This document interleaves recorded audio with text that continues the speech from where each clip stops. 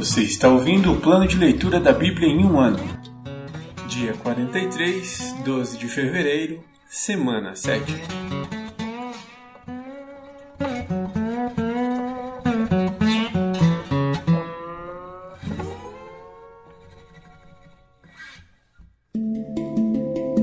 Novo Testamento.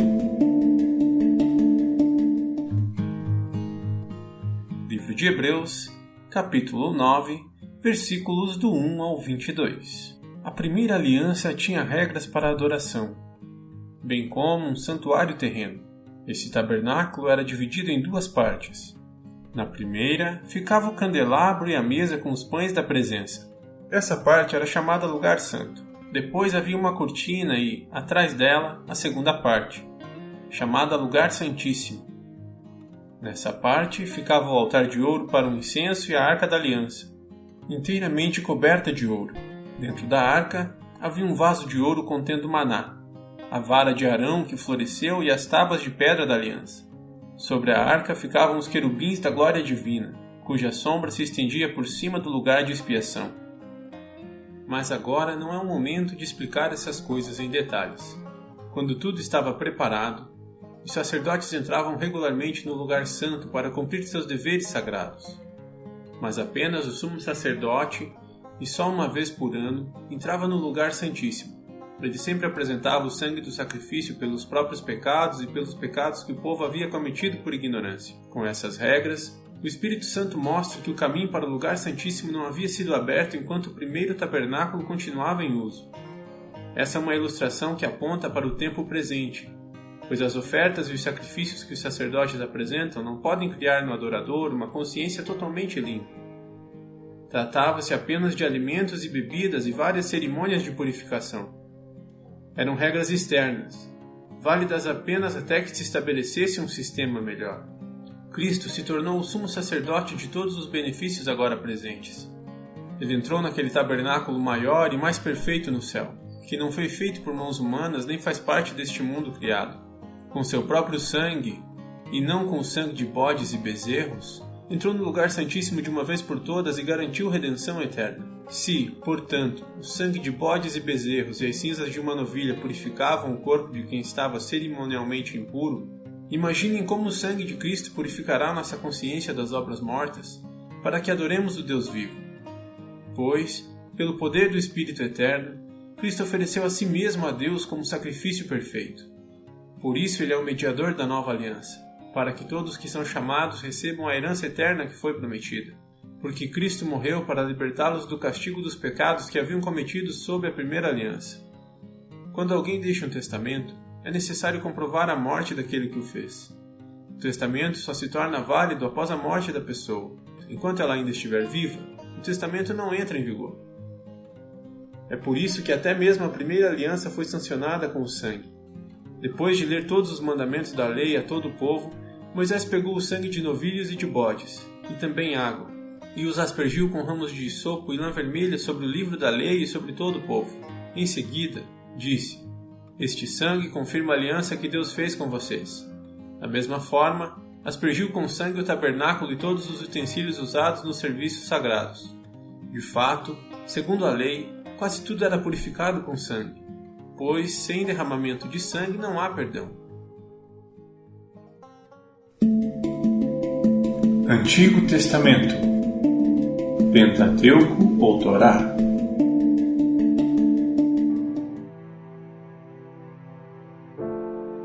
Livro de Êxodo, capítulo 7.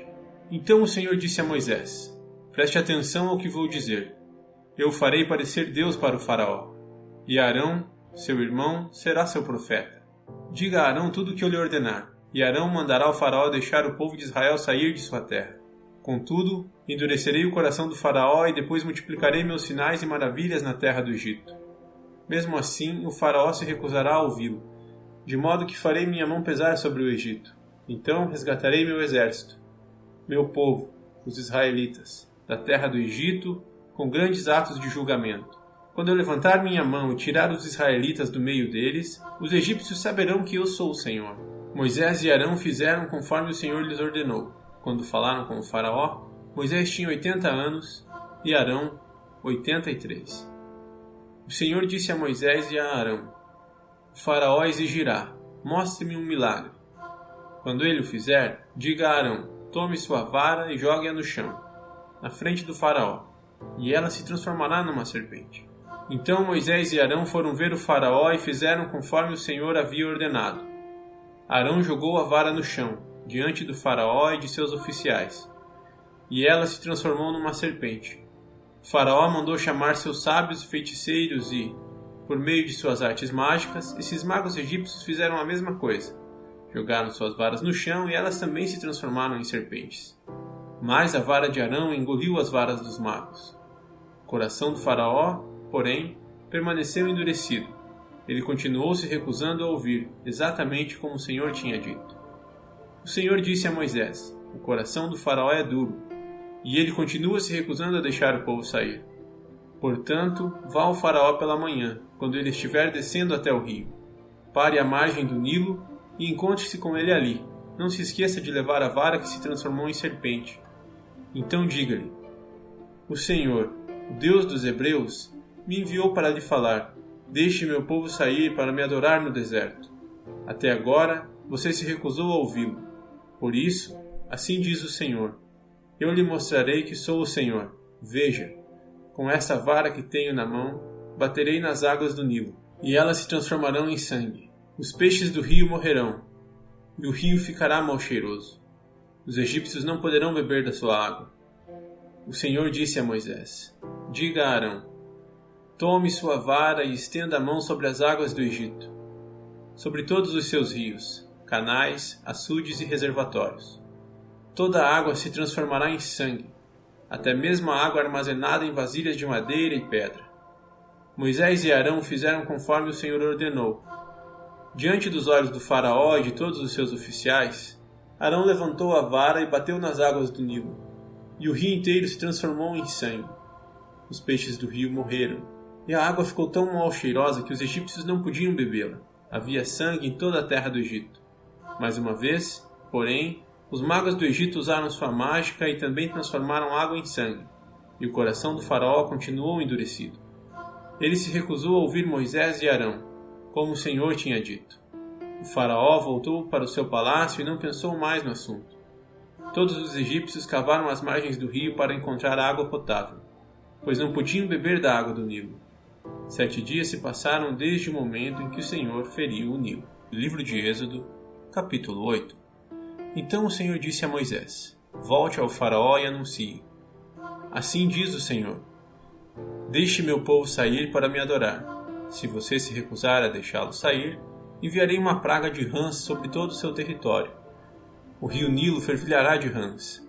Elas subirão do rio e invadirão seu palácio, e até mesmo seu quarto e sua cama. Entrarão nas casas de seus oficiais e de seu povo. Saltarão para dentro dos fornos e das tigelas de amassar pão. As rãs avançarão sobre você, sobre seu povo e sobre todos os seus oficiais. O Senhor também disse a Moisés: diga a Arão: estenda a vara que traz em sua mão sobre todos os rios, canais e açudes do Egito, e faça subir rãs sobre toda a terra. Arão estendeu a mão sobre as águas do Egito, e as rãs subiram e cobriram toda a terra. Os magos, porém, usaram suas artes mágicas para imitar a praga e também fizeram aparecer rãs sobre a terra do Egito. Então o faraó convocou Moisés e Arão e disse: supliquem ao Senhor que afaste as rãs de mim e de meu povo. Deixarei seu povo sair para oferecer sacrifícios ao Senhor. Pois escolha a hora, respondeu Moisés. Diga-me quando deseja que eu suplique pelo faraó, por seus oficiais e por seu povo. Então o faraó e suas casas ficarão livres das rãs, e elas permanecerão apenas no rio Nilo. Que seja amanhã, disse o faraó. Será como o faraó disse, respondeu Moisés. Então saberá que não há ninguém como o Senhor, nosso Deus. As rãs deixarão o faraó e suas casas, seus oficiais e seu povo, e permanecerão apenas no rio Nilo. Moisés e Arão saíram do palácio do faraó, e Moisés clamou ao Senhor a respeito das rãs que ele havia mandado para afligir o faraó. O Senhor fez exatamente conforme Moisés tinha dito. Todas as rãs nas casas, nos pátios e nos campos morreram. Os egípcios as juntaram em montões. Um fedor terrível encheu a terra. Mas, quando o faraó percebeu que a situação havia melhorado, seu coração se endureceu, e ele se recusou a dar ouvidos a Moisés e a Arão. como o Senhor tinha dito. Então o Senhor disse a Moisés: Diga a Arão: estenda a vara e bata no chão. O pó se transformará em enxames de piolhos em toda a terra do Egito. Moisés e Arão assim fizeram. Quando Arão estendeu a mão e bateu no chão com a vara, piolhos infestaram toda a terra e cobriram os egípcios e seus animais. Todo o pó da terra do Egito se transformou em piolhos. Os magos do faraó tentaram fazer o mesmo com suas artes mágicas, mas não conseguiram. E os piolhos cobriram tudo, tanto as pessoas como os animais. Isso é o dedo de Deus, exclamaram os magos ao faraó. Mas o coração do faraó continuou endurecido. Recusou-se a ouvi-los como o Senhor tinha dito. Em seguida, o Senhor disse a Moisés: Levante-se cedo amanhã e coloque-se diante do faraó quando ele descer ao rio. Diga-lhe: assim diz o Senhor, deixe meu povo sair para me adorar. Se você se recusar, enviarei enxames de moscas sobre você, seus oficiais, seu povo e sobre todas as casas. Os lares dos egípcios e todo o chão ficarão cheios de moscas. Desta vez, porém, pouparei a região de Gósen, onde meu povo vive. Lá não aparecerão moscas, então você saberá que eu sou o Senhor e que estou presente até mesmo no meio de sua terra. Farei clara distinção entre o meu povo e o seu. Esse sinal acontecerá amanhã. O Senhor fez exatamente o que disse. Um denso enxame de moscas encheu o palácio do faraó e as casas de seus oficiais. Todo o Egito ficou em estado de calamidade por causa das moscas. O faraó mandou chamar Moisés e Arão e disse: Vão e ofereçam sacrifícios ao seu Deus, mas façam-no aqui mesmo, nesta terra. Não seria certo, respondeu Moisés. Os sacrifícios que oferecemos ao Senhor, nosso Deus, são detestáveis aos egípcios. Se apresentarmos aqui mesmo nossos sacrifícios, que os egípcios consideram detestáveis, eles nos apedrejarão. Para oferecer sacrifícios ao Senhor, nosso Deus, precisamos fazer uma viagem de 3 dias ao deserto, como ele ordenou. Podem ir, respondeu o faraó. Deixarei que viajem ao deserto para oferecer sacrifícios ao Senhor, seu Deus, mas não se afastem demais e supliquem por mim. Moisés respondeu: assim que sairmos de sua presença, suplicaremos ao Senhor. E amanhã os enxames de moscas deixarão o faraó, seus oficiais e todo o seu povo. Mas fique avisado, ó faraó, de que não deve mentir novamente, recusando-se a deixar o povo sair para sacrificar ao Senhor. Moisés saiu do palácio do faraó e suplicou ao Senhor que removesse todas as moscas. O Senhor atendeu Moisés e fez os enxames de moscas deixarem o faraó, seus oficiais e seu povo. Não restou uma só mosca.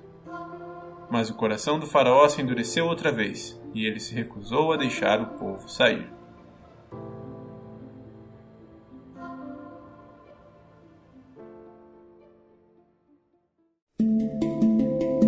Livros poéticos.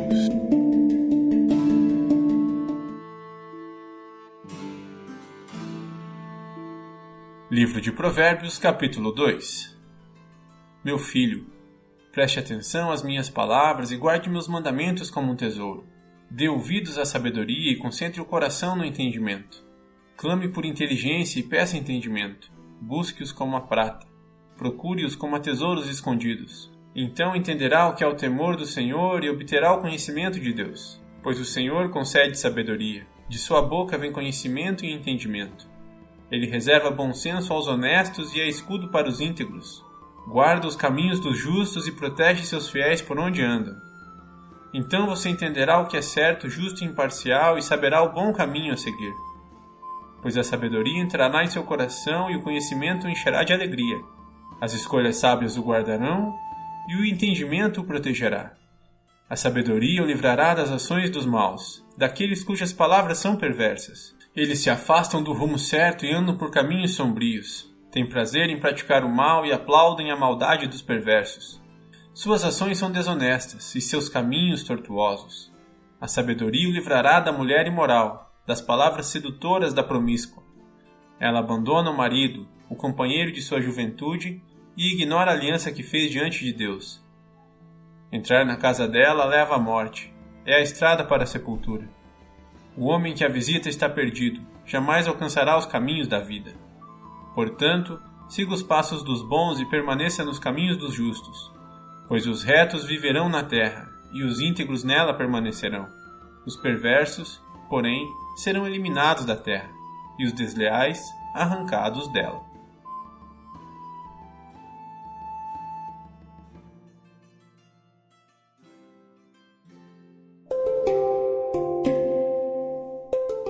Versículo da semana.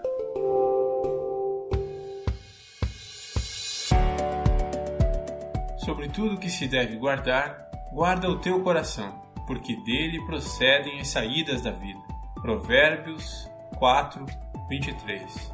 Sobre tudo que se deve guardar, guarda o teu coração, porque dele procedem as saídas da vida. Provérbios 4, 23. Sobre tudo que se deve guardar, guarda o teu coração, porque dele procedem as saídas da vida.